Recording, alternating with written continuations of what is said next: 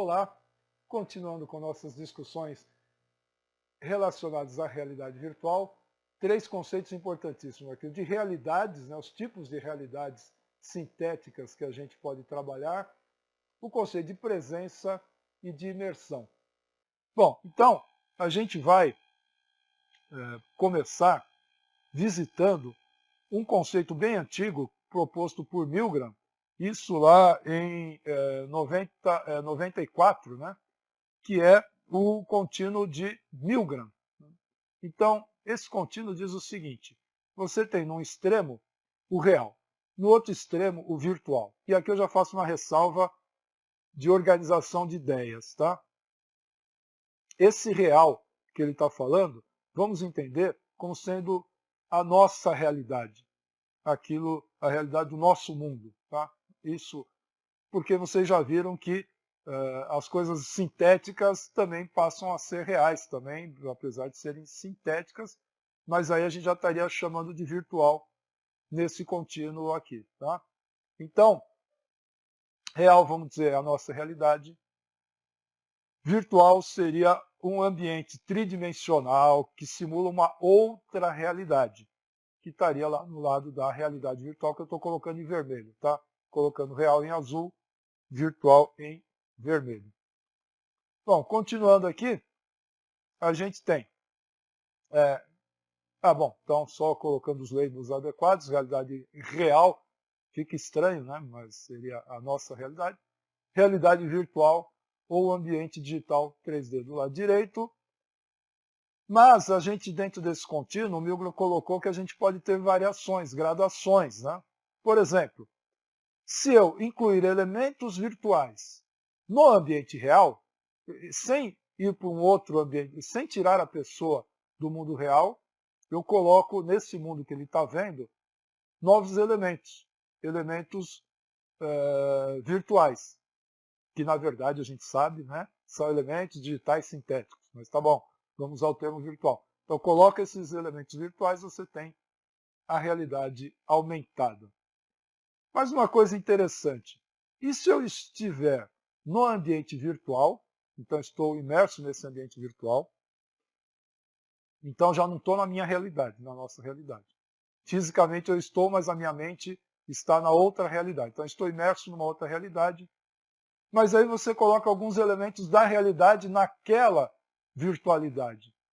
Então seria o inverso da realidade aumentada, porque na realidade aumentada você está no ambiente real, no nosso mundo, e você enriquece, vamos dizer assim, esse mundo com elementos virtuais. Já da forma oposta, eu estou dentro do ambiente virtual. Por exemplo, naquele caso da montanha-russa que eu mostrei na apresentação anterior, para explicar lá as aplicações da realidade virtual, as pessoas estão com óculos de realidade virtual dentro da montanha-russa. Então eles estão, na verdade, num outro mundo, no mundo que está o super-homem, uma outra realidade. Né? Mas eles estão sentindo a comunicação visceral e a existência e estão se comunicando com o mundo real. Então há elementos do mundo real que aparecem nesse mundo virtual. É o inverso da realidade aumentada. Seria então uma virtualidade aumentada. Tá? Na virtualidade aumentada você tem um ambiente virtual e que é enriquecido com elementos do real. Mas o Milgram também propõe que você pode ter uma situação em que é quase, você nem sabe direito se está no real ou no virtual, está tudo misturado, então você tem uma realidade misturada, você tem um pouco de cada mundo. Tá? Mas há autores também que acham que se você misturou real e virtual, não importa se você está na realidade real, vendo elementos virtuais a ela acrescidos, ou se você está na realidade virtual com elementos reais incluídos aí nessa realidade, ou se está tudo misturado. Bom, eles chamam de tudo isso de realidade misturada. Ou também realidade mista. Tá?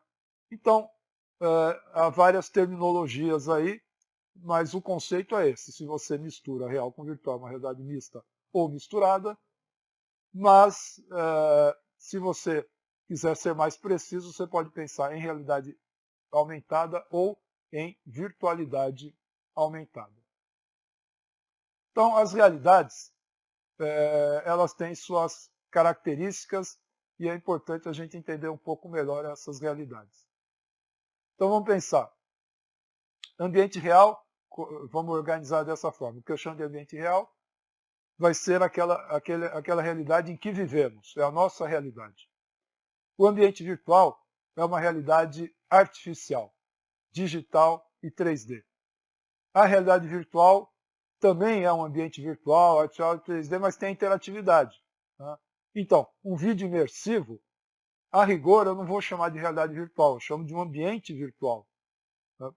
Mas agora, uma realidade virtual, eu precisaria interagir com os elementos para ser, de fato, realidade virtual. Uma realidade aumentada seria um ambiente real, só que acrescido de elementos artificiais, digitais 3D interativos, mas tem um detalhe também. Esses elementos virtuais têm que estar registrados fisicamente, espacialmente, melhor dizendo, com os elementos do espaço real. Então, se é um som 3D, esse som tem que estar, se eu estou falando com alguém que está à minha direita, esse alguém é um avatar virtual, eu estou conversando com esse avatar virtual, se o som dele vem do meu lado esquerdo, já vai quebrar esse registro. Então, o sistema tem que saber que a pessoa virtual está ao meu lado direito, o som vem do lado direito, ou se está mais longe, o som vem de mais longe. Então, esse é o registro sonoro. O mais difícil é o registro visual. Se eu coloco um objeto em cima de um mobiliário real, um objeto virtual, esse objeto tem que estar posicionado de uma forma realista em cima desse mobiliário, não pode estar flutuando, nem transpassar o objeto real. Né? Então, isso a gente chama de registro. É o que diferencia, por exemplo, um ambiente real, em que eu coloco projeções na parede para uma apresentação de PowerPoint, por exemplo. Isso não seria realidade aumentada, apesar de eu ter mistura de elementos virtuais ou de elementos digitais sintéticos sobre o ambiente real, mas assim mesmo não seria realidade aumentada.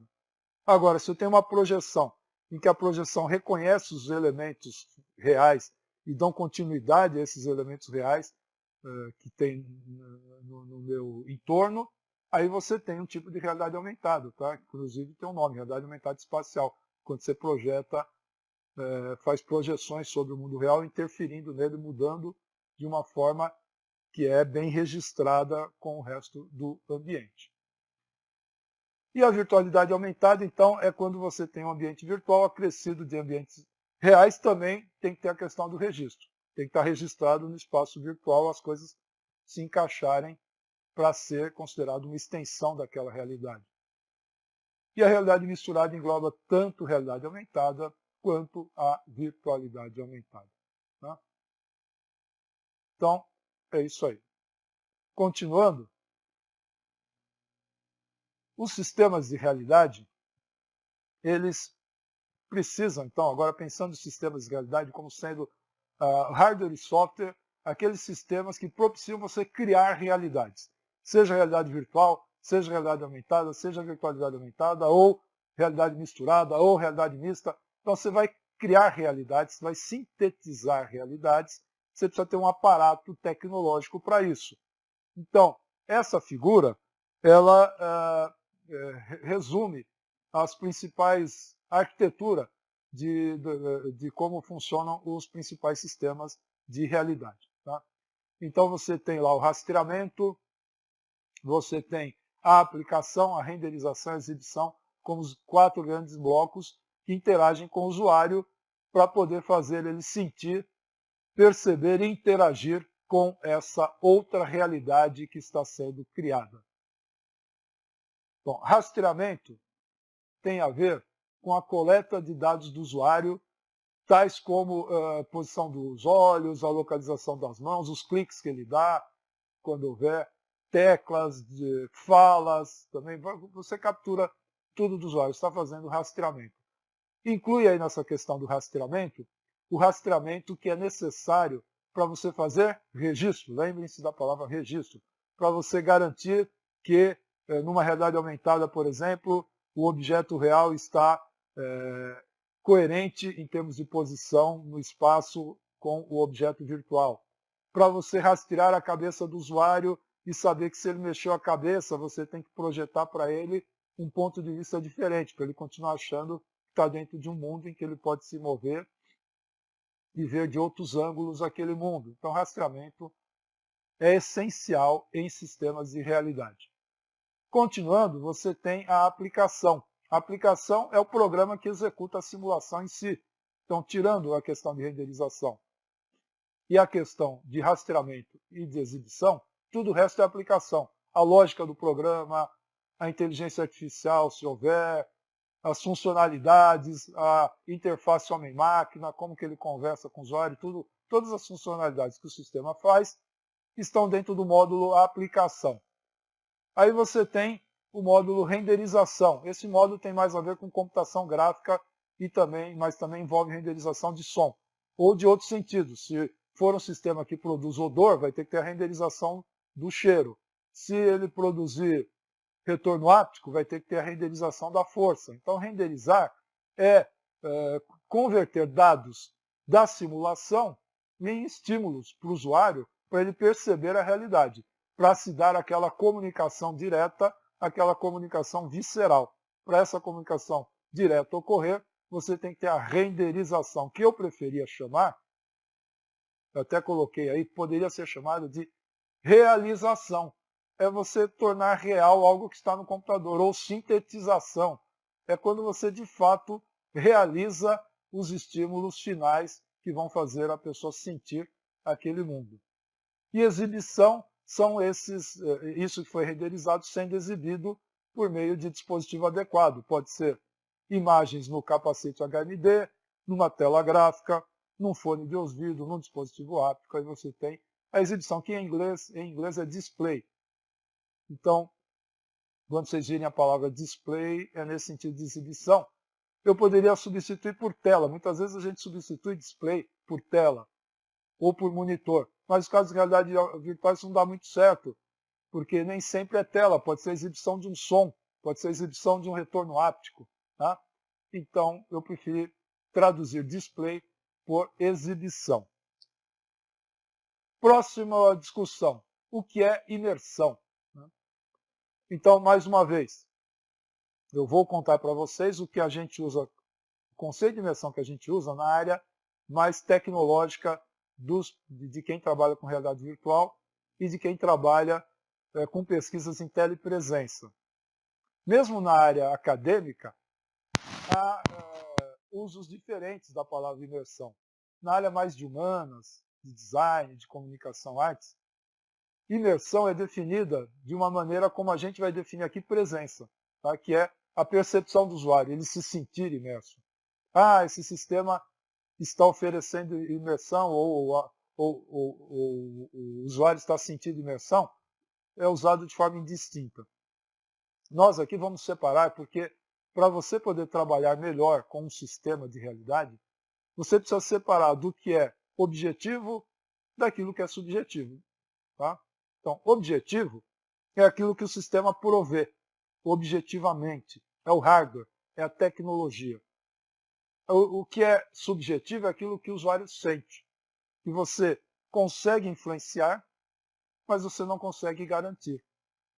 Não dá para você garantir exatamente o que o usuário vai sentir.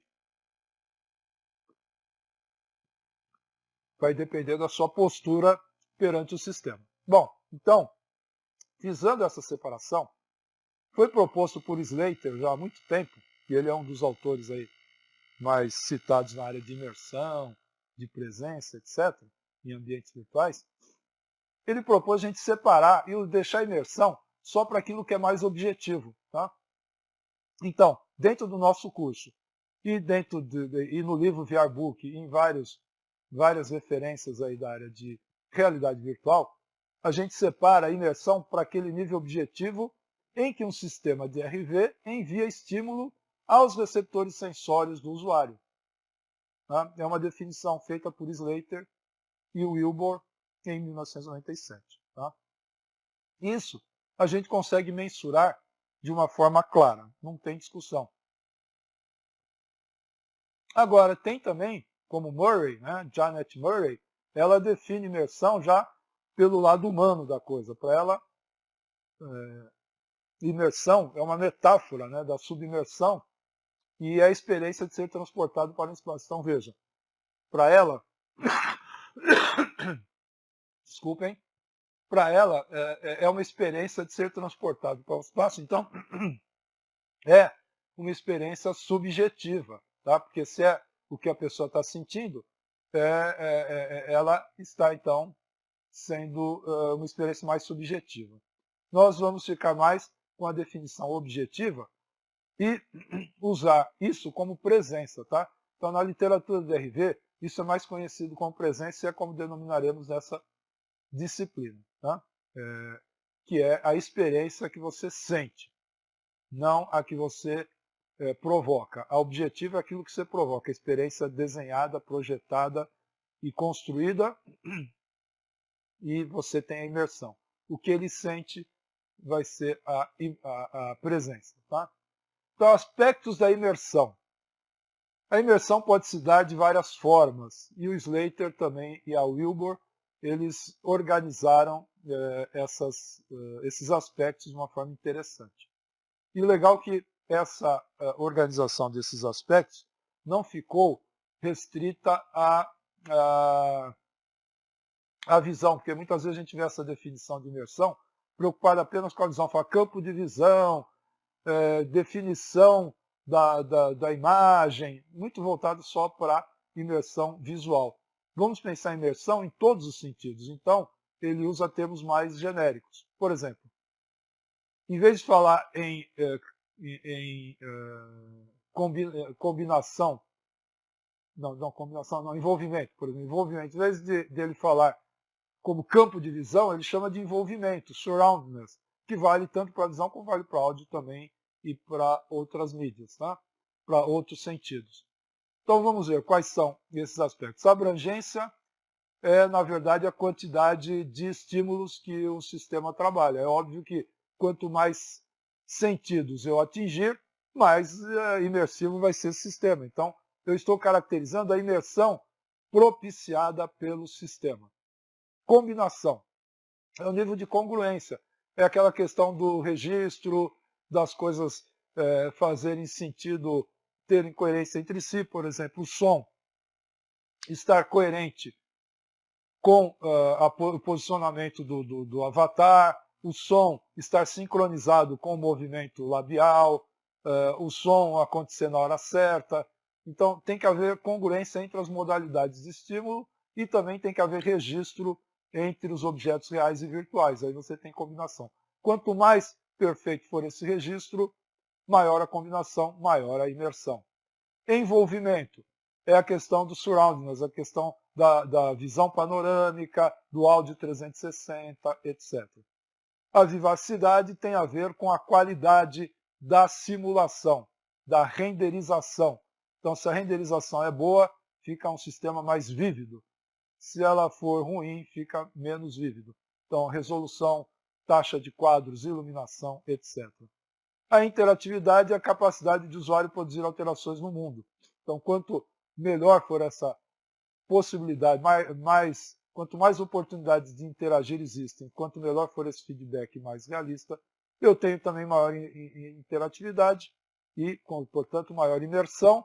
E, por fim, a questão do enredo, que é a consistência entre as coisas, tem uma lógica narrativa de tudo que está acontecendo ali. Porque se houver um enredo inadequado, as coisas não tiverem lógica, os comportamentos não forem consistentes, vai haver uma quebra dessa imersão. Tá? Então, a imersão é o que o sistema propicia para o usuário.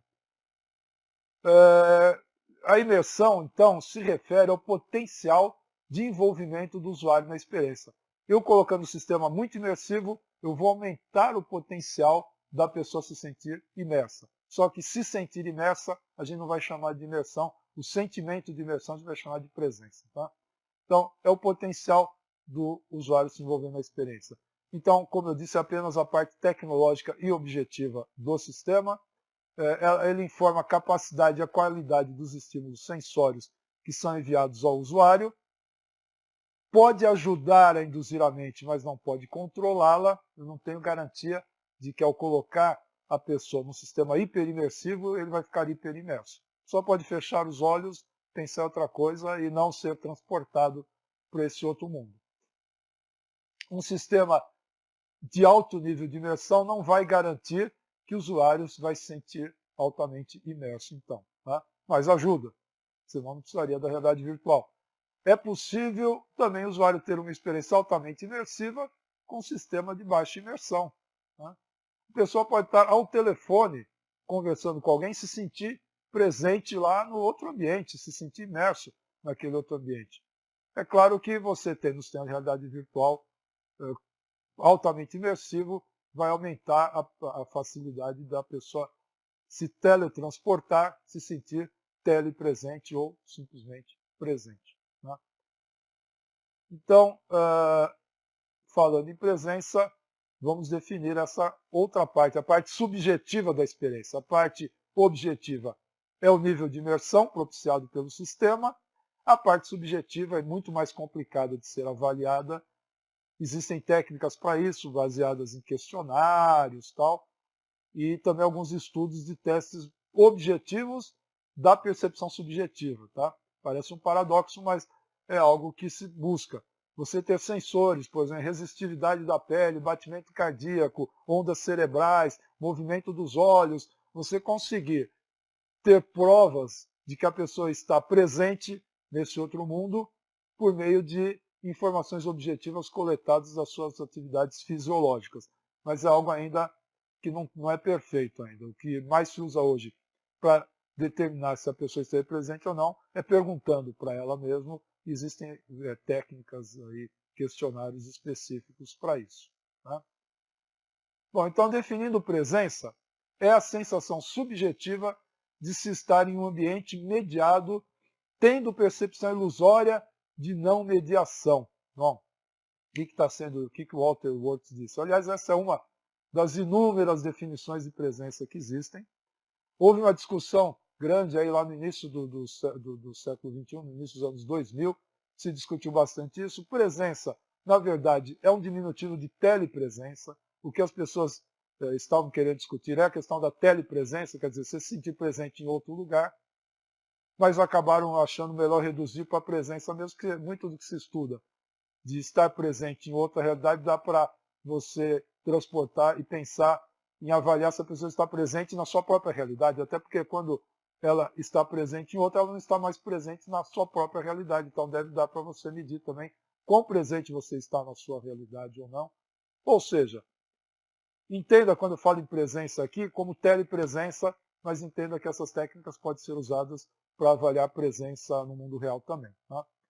Então, você estar telepresente, você estar se sentindo no outro ambiente, que, na verdade, ele é mediado, né? Esse ambiente ele foi criado por meio de um sistema de realidade, ou por uma mídia tecnológica, não sempre vai existir uma tecnologia intermediando essa sua telepresença. Então, você vai se sentir mais presente quanto menos você perceber que existe essa mediação tecnológica. Então, é a ilusão da não mediação. Essa é uma das formas de definir presença, tá? Quanto menos você perceber a mediação.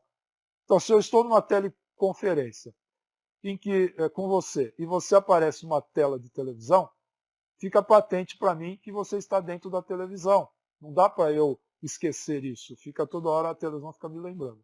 Se em vez disso eu recebo uma projeção holográfica sua, é mais fácil eu esquecer que tem um projetor holográfico e começar a conversar com você como se você de fato estivesse aqui, então estou sentindo a sua presença.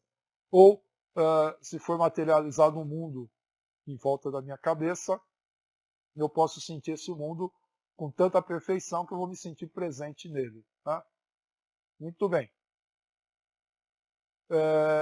Outra definição do Slater, não é outra definição, aliás, isso é o que eu já venho falando desde o início. O que ele está dizendo aqui é que presença é diferente de imersão, mas não é que é diferente no mundo normal, no vocabulário do dia a dia. Tudo bem, no vocabulário do dia a dia a gente pode usar esses termos, às vezes, até de forma intercambiável. Mas, na área científica, é importante a gente separar os conceitos para a gente saber do que está falando, senão a gente acaba discutindo coisas erradas. E então a gente separa, e presença é diferente de imersão e é diferente também de envolvimento e de emoção. Tá? Então são coisas que o Slater, aí no artigo que eu disponibilizei dele, vocês vão poder ver com mais calma, mas ele dá até exemplos interessantes. Uma coisa é medir a imersão, que é a pessoa se sentir, não, desculpa, imersão é aquilo que o sistema propicia em termos de qualidade de imersão, de envolvimento, etc. Outra coisa é o que a pessoa sente, que é a presença, se ela sente que está naquele mundo outro, mas ela pode sentir que está no outro mundo, mas não estar envolvida com o que está acontecendo lá. Então, envolvimento não é. Claro que ajuda, fica difícil você se envolver se você não se sentir naquela outra realidade. Mas se sentir na outra realidade não garante envolvimento. E você pode se envolver sem se emocionar. Você pode se emocionar sem se envolver. Então, são aspectos que podem ser analisados de forma separada. Tá? Então, para a comunidade de pesquisadores em presença em ambientes virtuais, tá? Quando a gente fala presença, a gente está falando presença em ambientes virtuais ou telepresença. A gente chama isso de presença. Bom, e quando que ocorre uma quebra de presença? Quando a ilusão produzida por um sistema de RV é interrompida. Então, de repente, aquela porção holográfica falha, treme, apaga, o som fica com um problema técnico. Quando existe alguma coisa que quebra aquela ilusão, você passa a reduzir a presença. Você sente que aquilo é só uma projeção, aquilo é um mundo virtual. Né? Um exemplo de quebra de presença, só que num outro contexto, né, é quando você está assistindo um filme, muitas vezes você se transporta, você se sente presente naquela história. Né? Você acaba, apesar de não ser uma mídia imersiva, o filme normal, o filme 3D já é mais imersivo, mas tem um nível de imersão, porque às vezes o seu campo de visão fica todo coberto, fica escuro o resto, você fica focado, você muitas vezes se sente dentro da cena, o som é surround, então tem um nível de imersão, melhor dizendo, né, o cinema, mas para você se sentir presente, você precisa entrar na brincadeira, você precisa, de uma forma voluntária, suspender o seu descrédito, porque existe um descrédito, claro, de que aquilo lá seja realidade, é óbvio. A gente sabe que lá é um cenário, que existe um ator figurante, que aquilo lá não é sangue, é apenas tinta, etc. Mas se você ficar pensando nisso, você não entra na história. Como você quer aproveitar a história, então você, de uma forma intencional, suspende o descrédito e finge que está acreditando naquilo. Tá? Em inglês, se chama willing, né, desejando, willing, suspension of disbelief. Então, é uma suspensão intencional da incredulidade ou do descrédito. Tá? Então, você corta a sua incredulidade e passa a acreditar naquilo. Isso aumenta a sua presença. Então, vamos supor que você está no cinema, curtindo aquele filme, se sentindo presente na história, aí de repente há uma quebra de continuidade. Sei lá, o ator se vira, ele estava com gravata, de repente ficou sem gravata. Ou tinha um vaso e o vaso some. Aquelas coisas clássicas que tem de quebra de continuidade. Ou acontece algo muito implausível, fora que muito mal feito, ou um efeito especial mal feito, que você percebe que é efeito especial. Tudo isso acaba quebrando o seu willing suspension of disbelief, ou a sua suspensão intencional da incredulidade. E aí você reduz a sua presença e sai da história. E a gente não quer que isso aconteça. Na realidade virtual é a mesma coisa. Qualquer coisa, problema técnico ou falha na renderização, etc., que ocorra, pode acarretar uma quebra na presença. Tá? Quais os tipos de presença? Existem várias classificações. Essa daqui é uma das, assim, eu tentei resumir as mais usadas, tá? São as seguintes. A espacial, que é você sentir-se em outro ambiente, você ter a ilusão de estar presente em outro ambiente.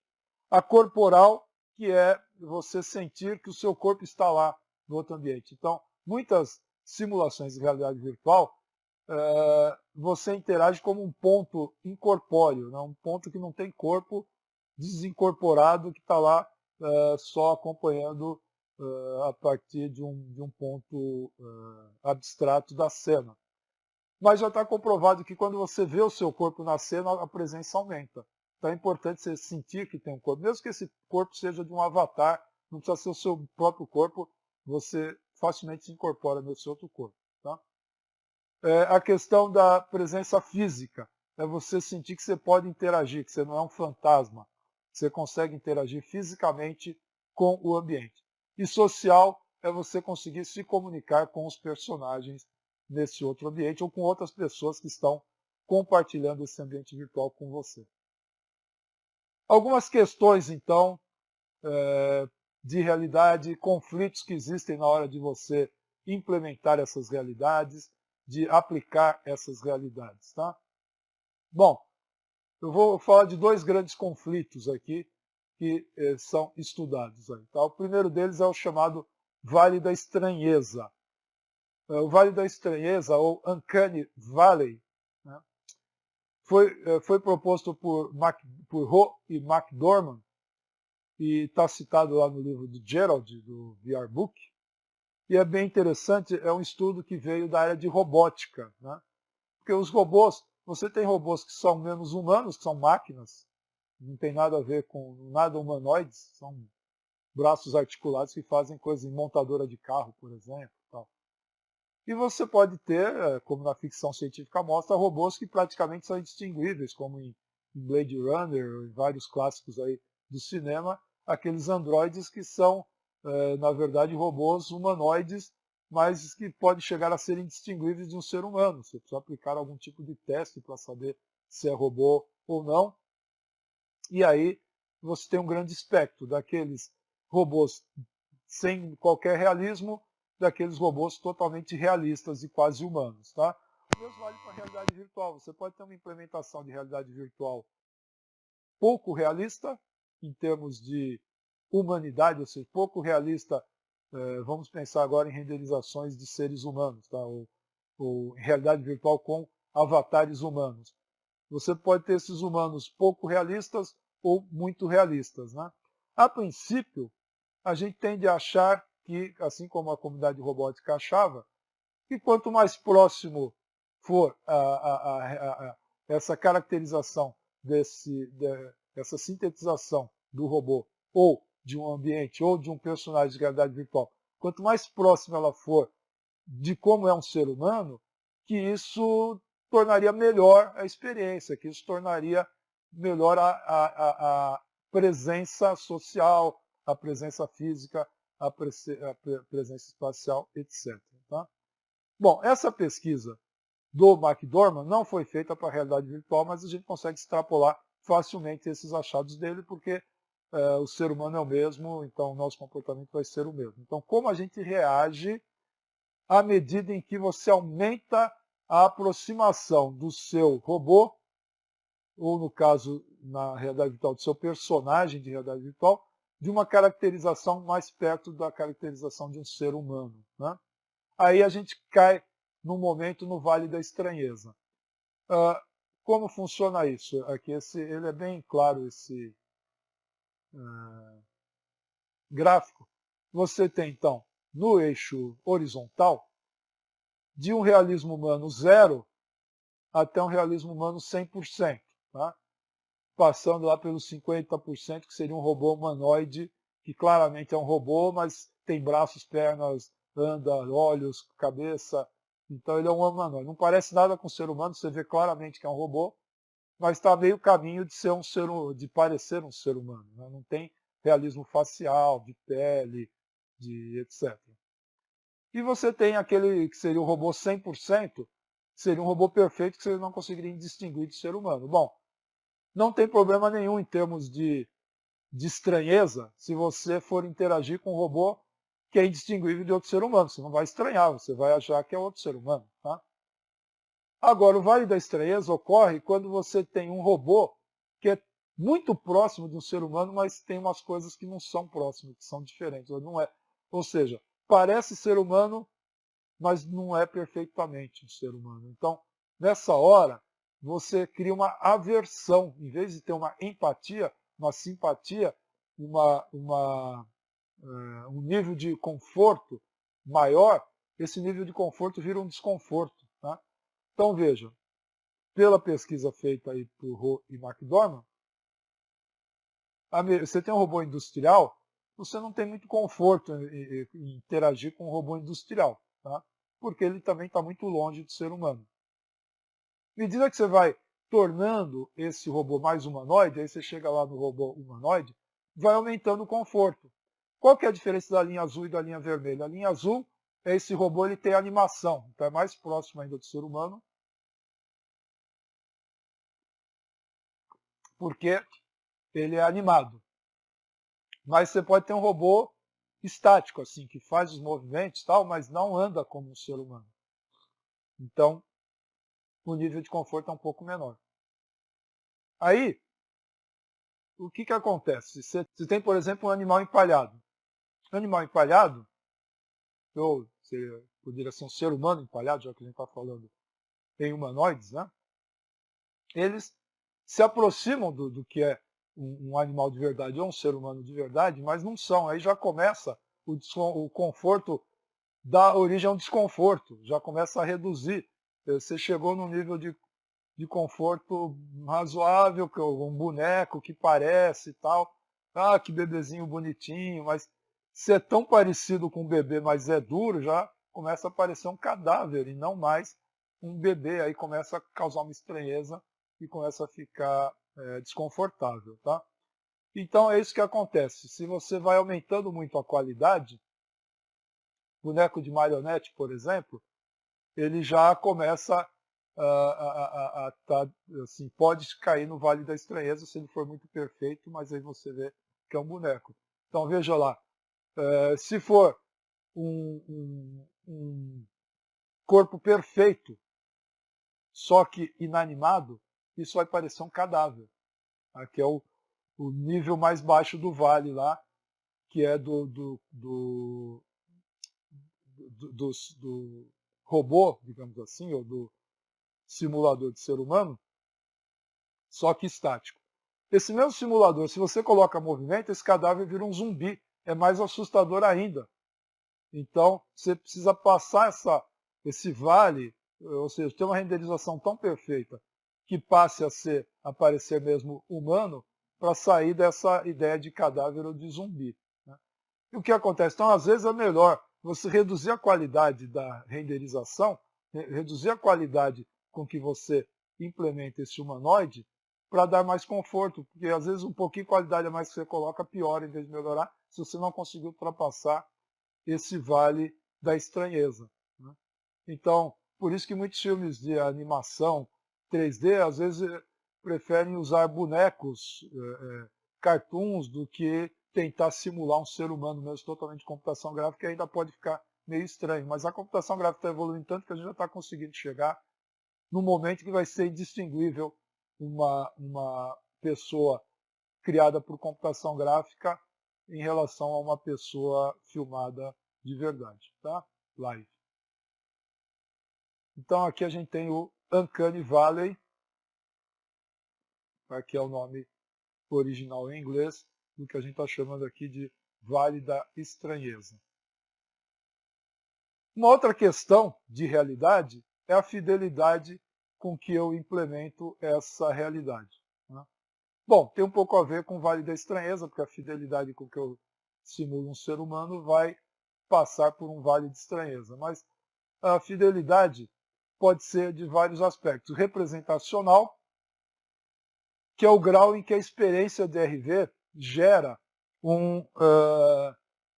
gera experiência, gera como que poderia ser na nossa realidade. Tá? Então, como eu represento aquela realidade, que não precisa ser a nossa realidade, que fique bem claro, né? Eu posso representar com muito realismo algo que é irreal, tá? Algo que não é da nossa realidade, mas é algo que eu consigo imaginar, acreditar que se ela existisse seria assim que funcionaria. Né? Então, essa representação é o grau em que a experiência vai gerar uma representação de um outro lugar em que poderia ser a nossa realidade. Tá? Então, os extremos vão de ambientes abstratos a um filme imersivo fotorrealista.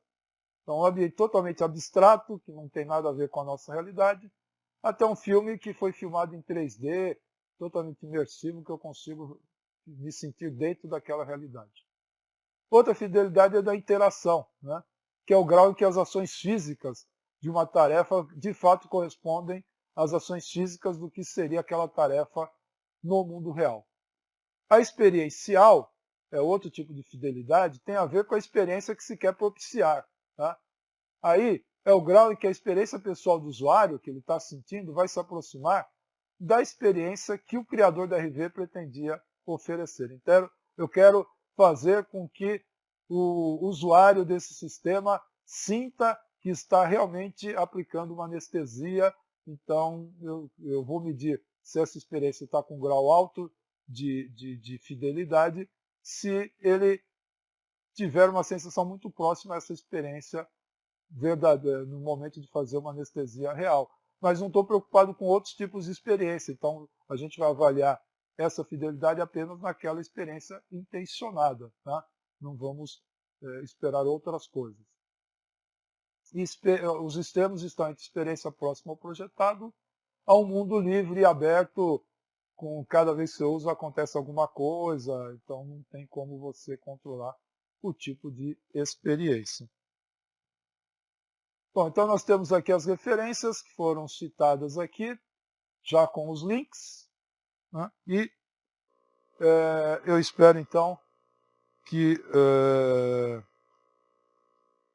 a gente possa discutir bastante isso e aprender muito, para depois aplicar então na área de educação, que vai ser, depois que a gente discutir realidade aumentada mais a fundo, a gente vai entrar numa discussão de educação imersiva, depois que a gente conhecer bem todas as técnicas, todos os conceitos, como aplicá-los na educação de forma eficiente, eficaz e que dê bons resultados. Né? Então, mas para isso, antes, a gente tem que se aprofundar bastante na técnica e nos conceitos. Então, bom estudo, boas discussões e até a próxima.